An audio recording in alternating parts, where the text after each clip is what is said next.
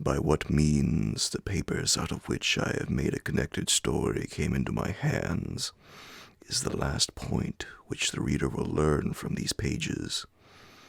But it is necessary to prefix to my extracts from them a statement of the form in which I possess them.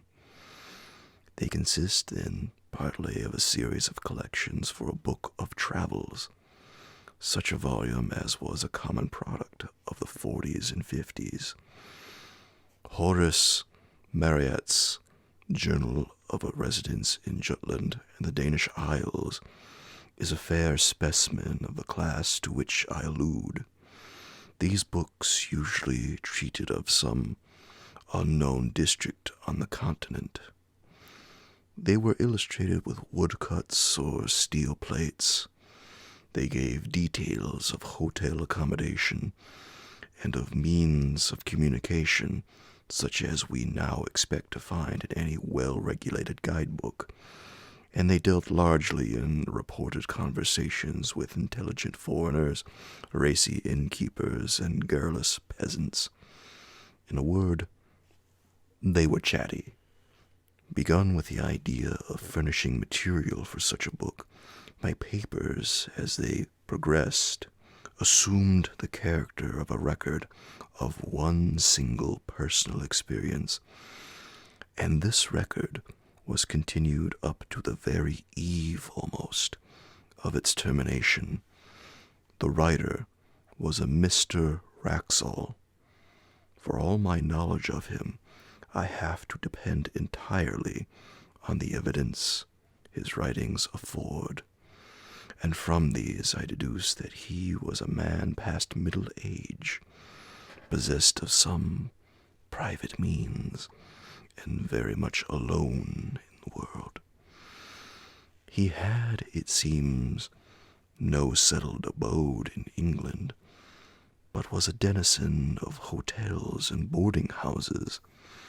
It is probable that he entertained the idea of settling down at some future time which never came, and I think it also likely that the Pantechnicon fire in the early 70s must have destroyed a great deal that would have thrown light on his antecedents, for he refers once or twice to property of his that was warehoused at that establishment. It is further apparent that Mr. Wraxall had published a book, and that it treated of a holiday he had once taken in Brittany. More than this I cannot say about his work, because a diligent search in biographical works has convinced me that it must have appeared either anonymously or under a pseudonym. As to his character, it is not difficult to form some superficial opinion. He must have been an intelligent and cultivated man. It seems that he was near being a fellow of his college at Oxford, Brasenose, as I judge from the calendar. His besetting fault was pretty clearly that of over-inquisitiveness. Probably a good fault in a traveler, certainly a fault for which this traveler paid dearly enough in the end. On what proved to be his last expedition, he was plotting another book. Scandinavia, a region not widely known to Englishmen 40 years ago, had struck him as an interesting field. He must have alighted on some old books of Swedish history or memoirs, and the idea had struck him that there was room for a book descriptive of travel in Sweden, interspersed with episodes from the history of some of the great Swedish families. He procured letters of introduction, therefore, to some persons of quality in Sweden, and set out thither in the early summer of 1863. Of his travels in the north, there is no need to speak. nor of his residence of some weeks in Stockholm.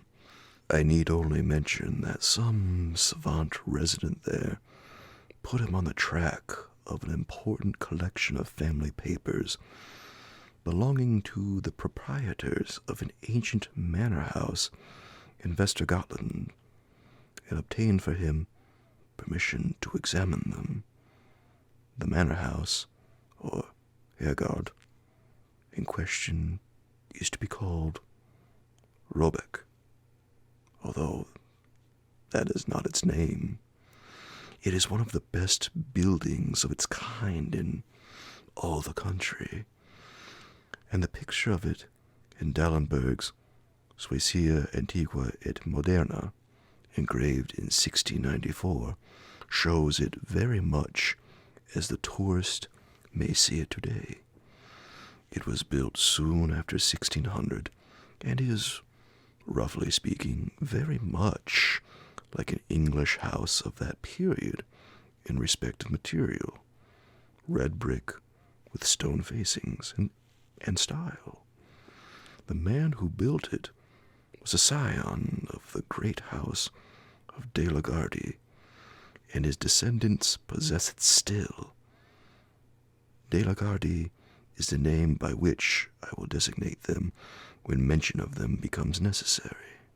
They received Mr. Wraxall with great kindness and courtesy, and pressed him to stay in the house as long as his researches lasted, but preferring to be independent and mistrusting his powers of conversing in Swedish, he settled himself at the village inn, which turned out quite sufficiently comfortable, at any rate during the summer months.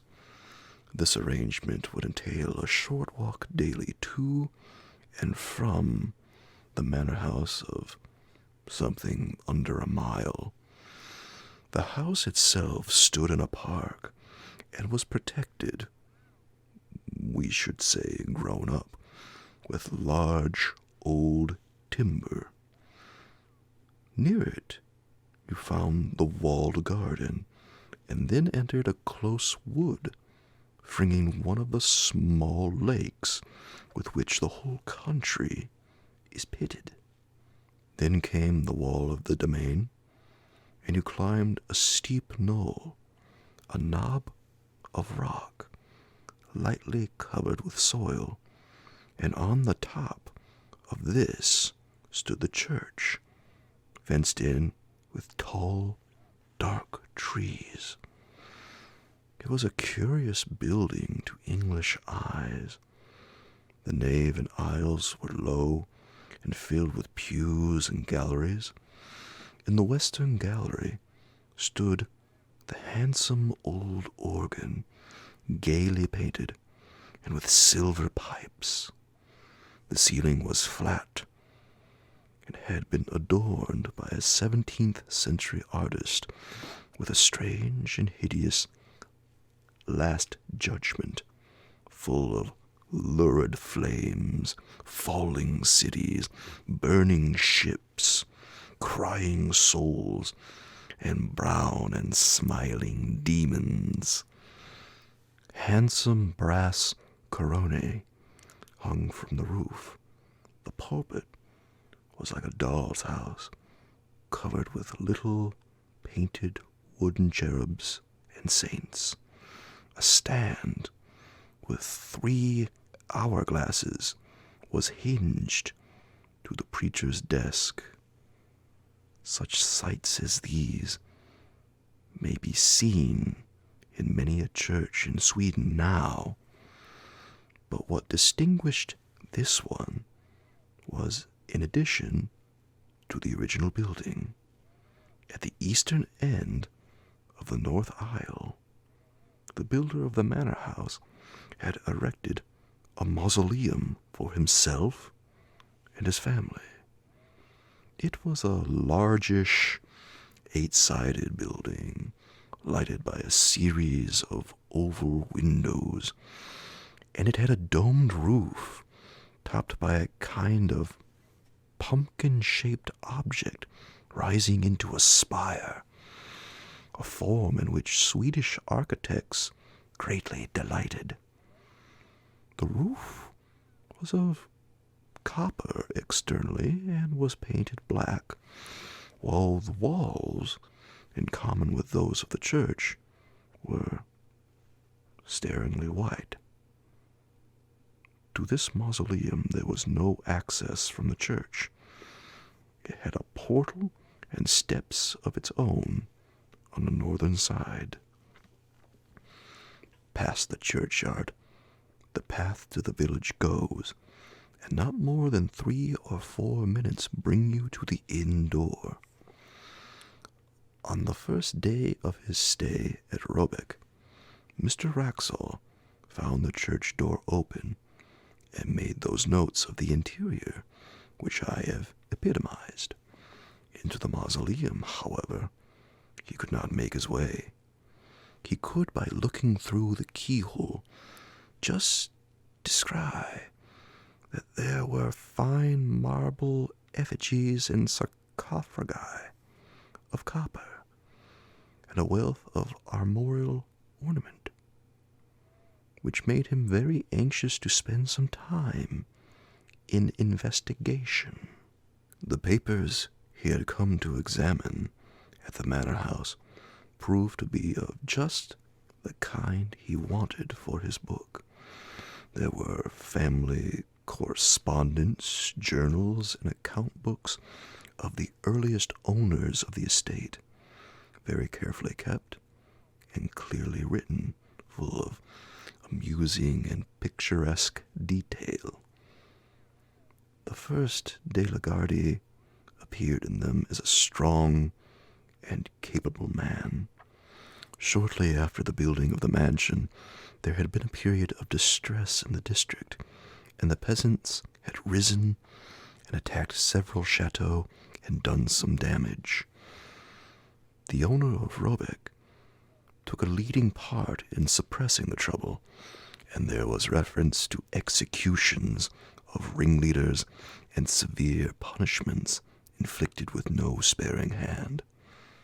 The portrait of this Magnus de la Gardie was one of the best in the house, and Mr. Wraxall studied it with no little interest after his day's work. He gives no detailed description of it, but I gather that the face impressed him rather by its power than by its beauty or goodness. In fact, he writes that Count Magnus was an almost phenomenally ugly man. On this day, Mr. Wraxall took his supper with the family and walked back in the late, but still bright, evening. "I must remember," he writes, "to ask the sexton if he can let me into the mausoleum at the church. He evidently has access to it himself, for I saw him tonight standing on the steps, and, as I thought, locking or unlocking the door." I find that early on the following day, Mr. Wraxall had some conversation with his landlord. His setting it down at such length as he does surprised me at first, but I soon realized that the papers I was reading were, at least in the beginning, the materials for the book he was meditating, and that it was to have been one of those quasi-journalistic productions which admit of the introduction of an admixture of conversational matter.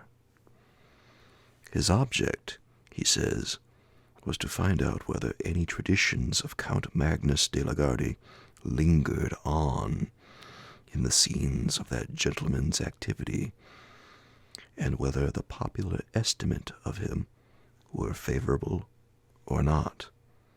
He found that the Count was decidedly not a favorite. If his tenants came late to their work on the days which they owed to him as lord of the manor, they were set on the wooden horse or flogged and branded in the manor house yard. 1 or 2 cases there were of men who had occupied lands which encroach on the Lord's domain, and whose houses had been mysteriously burnt on a winter's night, with the whole family inside. But what seemed to dwell on the innkeeper's mind most, for he returned to the subject more than once, was that the Count had been on the Black Pilgrimage, and had brought something or someone back with him. You will naturally inquire, as Mr. Wraxall did, what the Black Pilgrimage may have been, but your curiosity on the point must remain unsatisfied for the time being, just as his did. The landlord was evidently unwilling to give a full answer, or indeed any answer on the point, and, being called out for a moment, trotted out with obvious alacrity, only putting his head in at the door a few minutes afterwards to say that he was called away to Skara, and should not be back till evening. So Mr. Wraxall had to go unsatisfied to his day's work at the manor house. The papers on which he was just then engaged soon put his thoughts into another channel, for he had to occupy himself with glancing over the correspondence between Sophia Albertina in Stockholm and her married cousin Ulrika Leonora at Robeck in the years 1705 through 1710.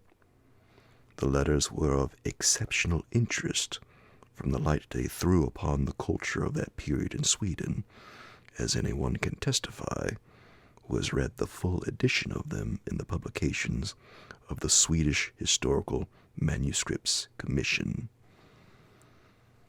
In the afternoon he had done with these, and after returning the boxes in which they were kept to their places on the shelf, he proceeded, very naturally, to take down some of the volumes nearest to them, in order to determine which of them had best be his principal subject of investigation next day.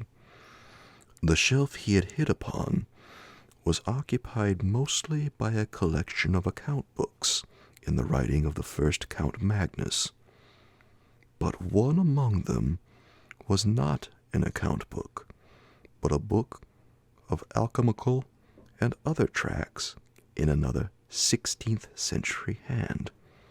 Not being very familiar with alchemical literature, Mr. Wraxall spends much space which he might have spared in setting out the names and beginnings of the various treatises. The Book of the Phoenix, Book of the 30 Words, Book of the Toad, Book of Miriam, Turba Philosophorum, and so forth. And then he announces with a good deal of circumstance his delight at finding on a leaf originally left blank near the middle of the book some writing of Count Magnus himself, headed Liber Nigrae Peregrinationis. It is true that only a few lines were written, but there was quite enough to show that the landlord had that morning been referring to a belief at least as old as the time of Count Magnus, and probably shared by him. This is the English of what was written. If any man desires to obtain a long life, if he would obtain a faithful messenger and see the blood of his enemies, it is necessary that he should go first into the city of Chorazin, and there salute the prince. Here there was an erasure of one word, not very thoroughly done, so that Mr. Wraxall felt pretty sure he was right in reading it as heiress of the air. But there was no more of the text copied, only a line in Latin. Quere reliqua hujus materiae inter secretiola. See the rest of this matter among the more private things. It could not be denied that this threw a rather lurid light upon the tastes and beliefs of the Count. But to Mr. Wraxall, separated from him by nearly 3 centuries, the thought that he might have added to his general forcefulness alchemy, and to alchemy something like magic, only made him a more picturesque figure. And when, after a rather prolonged contemplation of his picture in the hall, Mr. Wraxall set out on his homeward way, his mind was full of the thought of Count Magnus. He had no eyes for his surroundings, no perception of the evening scents of the woods or the evening light on the lake. And when all of a sudden he pulled up short, he was astonished to find himself already at the gate of the churchyard, and within a few minutes of his dinner. His eyes fell on the mausoleum. "Ah," he said. "Count Magnus, there you are. I should dearly like to see you. Like many solitary men," he writes, "I have a habit of talking to myself alone, and unlike some of the Greek and Latin particles, I do not expect an answer. Certainly, and perhaps fortunately in this case, there was neither voice nor any that regarded. Only the woman who, I suppose, was cleaning up the church dropped some metallic object on the floor, whose clang startled me. Count Magnus, I think, sleeps sound enough." That same evening, the landlord of the inn, who had heard Mr. Wraxall say that he wished to see the clerk or deacon, as he would be called in Sweden, of the parish, introduced him to that official in the inn parlor.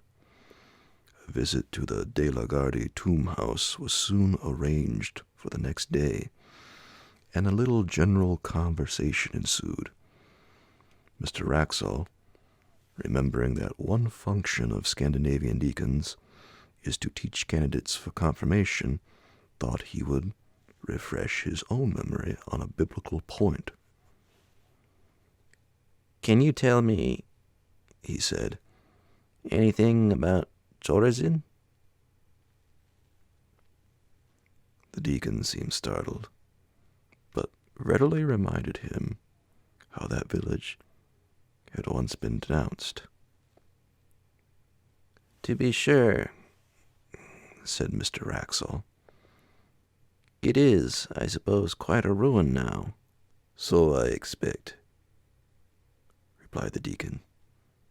"I have heard some of our old priests say that the Antichrist is to be born there, and there are tales."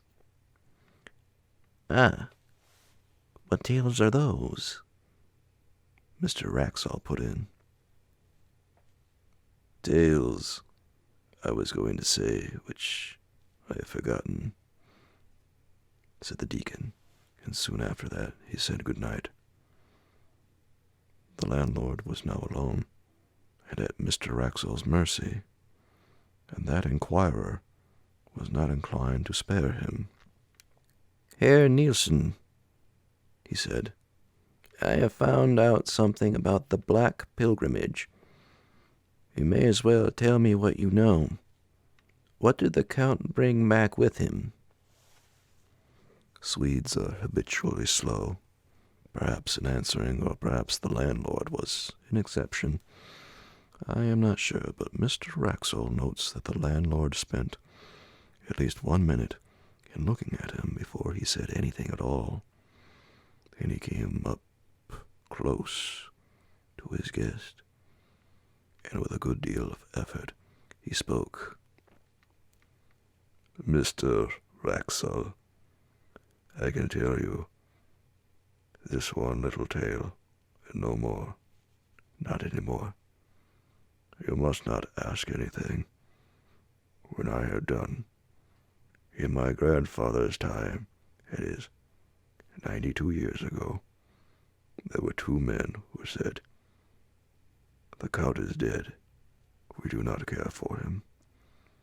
We will go tonight and have a free hunt in the wood, the long wood on the hill that you have seen behind Robeck.' Well, those that heard them say this, they said, 'No, do not go. We are sure you will meet with persons walking who should not be walking. They should be resting, not walking.' These men laughed. There were no forest men to keep the wood, because no one wished to live there.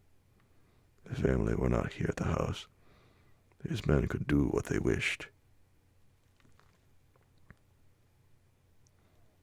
Very well. They go to the wood that night. My grandfather was sitting here in his room. It was the summer, and a light night. With the window open, he could see out to the wood and hear. So he sat there, and 2 or 3 men with him, and they listened. At first they hear nothing at all. Then they hear someone. You know how far away it is. They hear someone scream, just as if the most inside part of his soul was being twisted out of him. All of them in the room caught hold of each other, and they sat so for 3/4 of an hour, and they hear something else, only about 300 ells off. They hear him laugh out loud.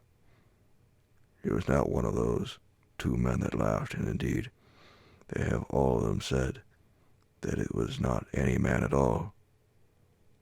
After that, they hear a great door shut. Then, when it was just light with the sun, they all went to the priest. They said to him, 'Father, put on your gown and your ruff, and come to bury these men, Anders Bjornsson and Hans Thorbjorn.' You understand that they were sure these men were dead, so they went to the wood. My grandfather never forgot this.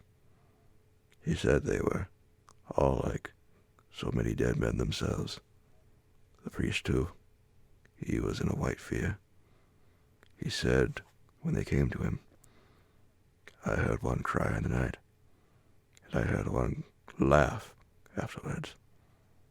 If I cannot forget that, I shall not be able to sleep again.' So they went to the wood, and they found these men on the edge of the wood. Hans Thorbjorn was standing with his back against a tree, and all the time he was pushing with his hands, pushing something away from him which was not there. So he was not dead. And they led him away and took him to the house at Nyköping, and he died before the winter. But he went on pushing with his hands. Also, Anders Bjornsson was there, but he was dead. And I tell you this about Anders Bjornsson, that he was once a beautiful man, but now his face was not there, because the flesh of it was sucked away off the bones. You understand that? My grandfather did not forget that, and they laid him on the bier which they brought, and they put a cloth over his head, and the priest walked before, and they began to sing the psalm for the dead as well as they could. So as they were singing the end of the first verse, one fell down, who was carrying the head of the bier, and the others looked back, and they saw that the cloth had fallen off, and the eyes of Anders Bjornsson were looking up, because there was nothing to close over them, and this they could not bear. Therefore the priest laid the cloth upon him, and sent for a spade, and they buried him in that place. The next day, Mr. Wraxall records that the deacon called for him soon after his breakfast and took him to the church and mausoleum. He noticed that the key of the ladder was hung on a nail just by the pulpit, and it occurred to him that as the church door seemed to be left unlocked as a rule, it would not be difficult for him to pay a second and more private visit to the monuments if there proved to be more of interest among them than could be digested at first. The building, when he entered it, he found not unimposing. The monuments, mostly large erections of the 17th and 18th centuries, were dignified if luxuriant, and the epitaphs and heraldry were copious. The central space of the domed room was occupied by 3 copper sarcophagi, covered with finely engraved ornament.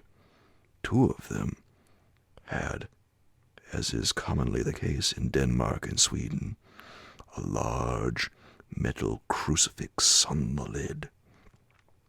The third, that of Count Magnus, as it appeared, had instead of that a full-length effigy engraved upon it, and round the edge were several bands of similar ornament representing various scenes. One was a battle with cannon belching out smoke and walled towns and troops of pikemen. Another showed an execution. In a third, among trees, was a man running at full speed with flying hair and outstretched hands. After him followed a strange form. It would be hard to say whether the artist had intended it for a man and was unable to give the requisite similitude, or whether it was intentionally made as monstrous as it looked. In view of the skill with which the rest of the drawing was done, Mr. Wraxall felt inclined to adopt the latter idea. The figure was unduly short, and was for the most part muffled in a hooded garment which swept the ground. The only part of the form which projected from that shelter was not shaped like any hand or arm.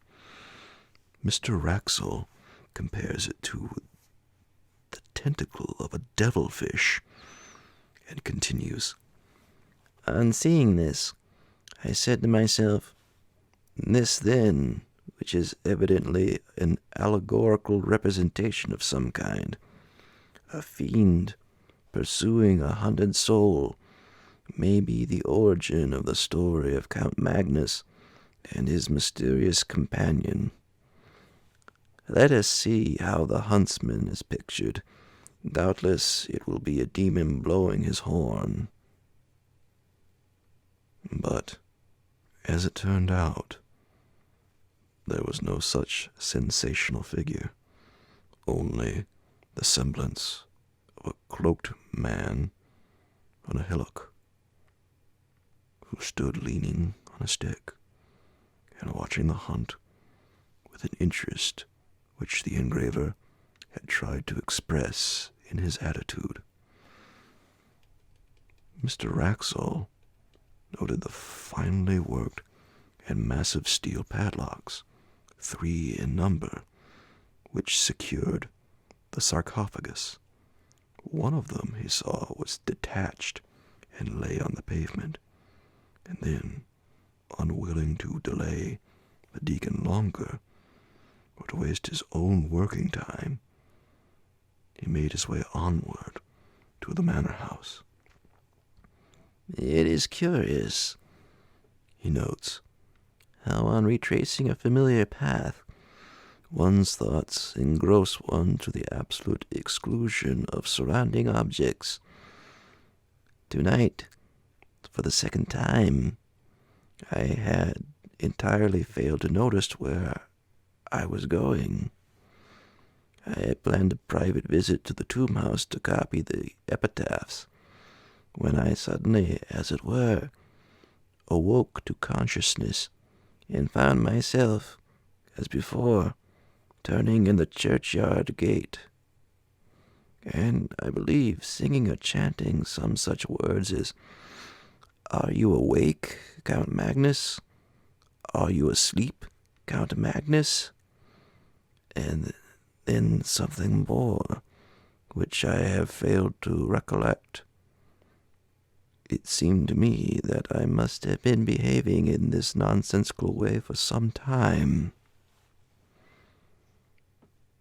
He found the key of the mausoleum where he had expected to find it, and copied the greater part of what he wanted. In fact, he stayed until the light began to fail him. "I must have been wrong," he writes, "in saying that one of the padlocks of my count's sarcophagus was unfastened. I see tonight that 2 are loose. I picked both up and laid them carefully on the window ledge after trying unsuccessfully to close them. The remaining one is still firm, and though I take it to be a spring lock, I cannot guess how it is opened. Had I succeeded in undoing it, I am almost afraid I should have taken the liberty of opening the sarcophagus. It is strange. The interest I feel in the personality of this, I fear, somewhat ferocious and grim old noble." The day following was, as it turned out, the last of Mr. Wraxall's stay at Robeck. He received letters connected with certain investments, which made it desirable that he should return to England. His work among the papers was practically done, and traveling was slow.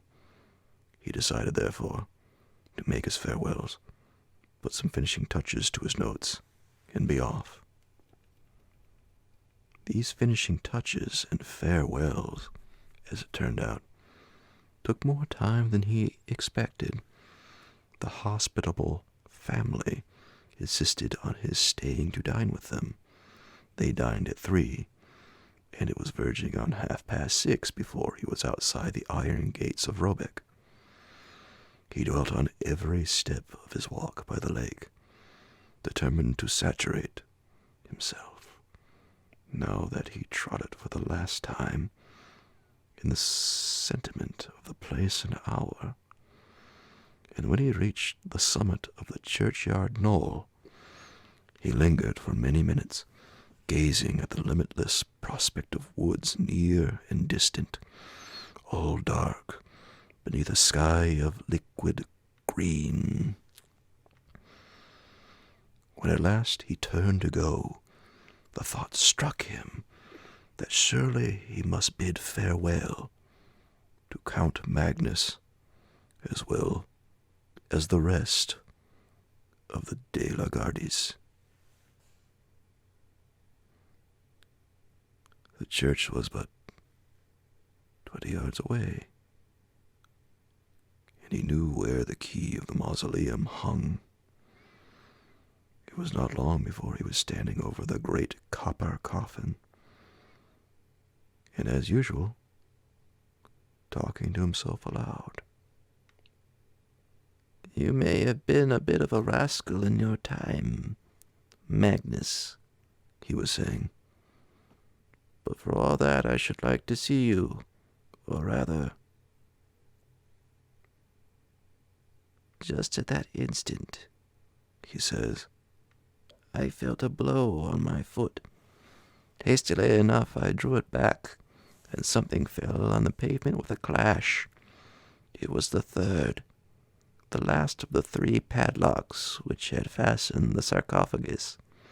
I stooped to pick it up, and heaven is my witness that I am writing only the bare truth. Before I had raised myself, there was a sound of metal hinges creaking, and I distinctly saw the lid shifting upwards. I may have behaved like a coward, but I could not for my life stay for one moment. I was outside that dreadful building in less time than I can write, almost as quickly as I could have said the words. And what frightens me yet more, I could not turn the key in the lock. As I sit here in my room noting these facts, I ask myself, it was not 20 minutes ago, whether that noise of creaking metal continued, and I cannot tell whether it did or not. I only know that there was something more than I have written that alarmed me, but whether it was sound or sight I am not able to remember. What is this that I have done? Poor Mr. Wraxall. He set out on his journey to England the next day, as he had planned, and he reached England in safety. And yet, as I gather from his changed hand and inconsequent jottings, a broken man. One of several small notebooks that have come to me with his papers gives not a key to, but a kind of inkling of his experiences. Much of his journey was made by canal boat, and I find not less than 6 painful attempts to enumerate and describe his fellow passengers. The entries are of this kind: 24, pastor of village in Skåne, usual black coat and soft black hat. 25, commercial traveler from Stockholm, going to Trollhättan, black coat, brown hat. 26, man in long black cloak, broad-leafed hat, very old-fashioned. This entry is lined out, and a note added, perhaps identical with number 13, have not yet seen his face. On referring to number 13, I find that he is a Roman priest in a cassock. The net result of the reckoning is always the same. 28 people appear in the enumeration, one being always a man in a long black cloak and broad hat, and another a short figure in dark cloak and hood. On the other hand, it is always noted that only 26 passengers appear at meals, and that the man in the cloak is perhaps absent, and the short figure is certainly absent. On reaching England, it appears that Mr. Wraxall landed at Harwich, and that he resolved at once to put himself out of the reach of some person or persons whom he never specifies, but whom he had evidently come to regard as his pursuers. Accordingly, he took a vehicle. it was a closed fly, not trusting the railway, and drove across country to the village of Belchamp St. Paul. It was about 9 o'clock on a moonlight August night when he neared the place.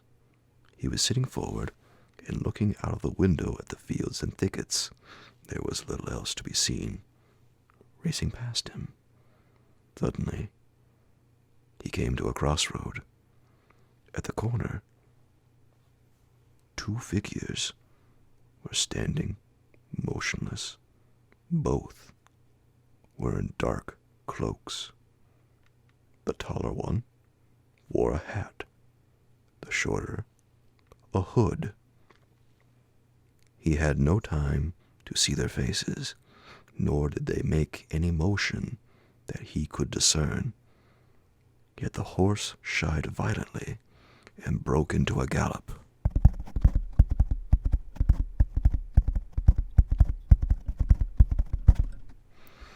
And Mr. Wraxall sank back into his seat in something like desperation.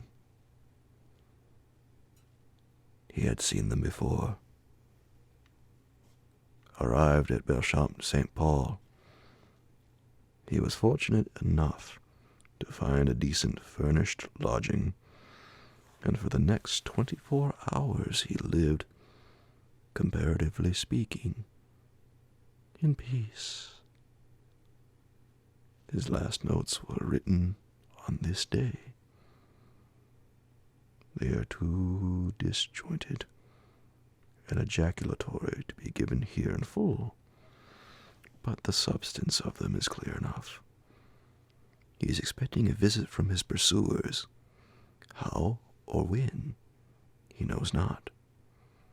And his constant cry is, "What has he done?" and "Is there no hope?" Doctors, he knows, would call him mad. Policemen would laugh at him. The parson is away. What can he do but lock his door and cry to God?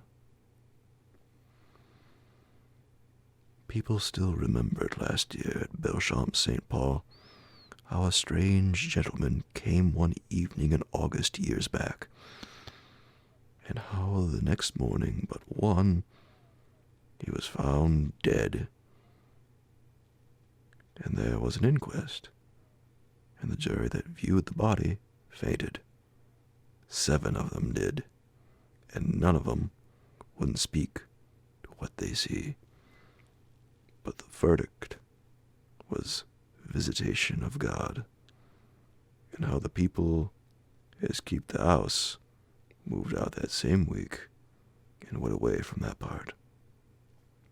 But they do not, I think, know that any glimmer of light has ever been thrown, or could be thrown, on the mystery.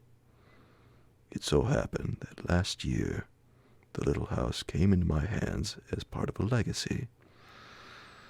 It had stood empty since 1863, and there seemed no prospect of letting it.